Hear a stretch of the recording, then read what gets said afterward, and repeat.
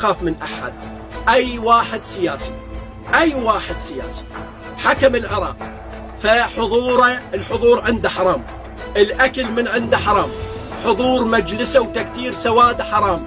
أي واحد لا تجي تقول لي سيد مقتدى، ولا تجي تقول لي المالكي ومدري منو، أي واحد ما أخاف ولا أستحي من قولة الحق.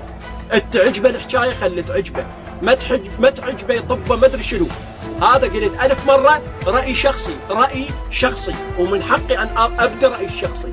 زين، لا أخاف ولا أستحي من قولة الحق أمام أي إنسان كان سبب من السبب شنو في دمار العراق وإرجاع العراق يعني أقول للصفر تحت الصفر أكثر. ليش؟ لأن ماكو عاقل اليوم. عيب. هسه أولا زحمة صرنا نتصدق من الخارج.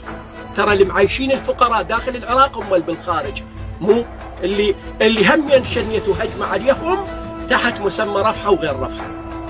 شهيد العتابي ما يخاف من أحد وين ما كان المجلس، سواء كان يم سيد عمار، يم سيد مقتدى، يم سيد فلان، يم معمم فلان، يم أبو قاط فلان، يم معقل فلان، يم مفرع فلان، يم الساقطة فلانة.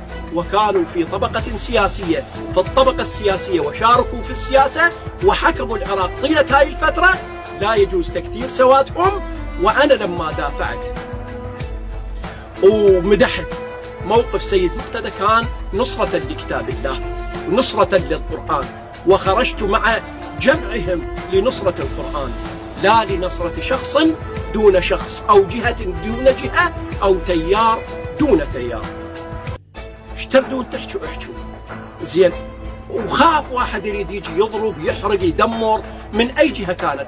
خلنا أقول لك عنواني، أنا بالنعمانية، شارع المدارس بالنعمانية، شارع المدارس. زين، بالنعمانية حي الزهراء شارع المدارس، وداق اسمي على الباب بيت الشيخ شهيد العتابي. انتظر اللي يريد يجي وهلب.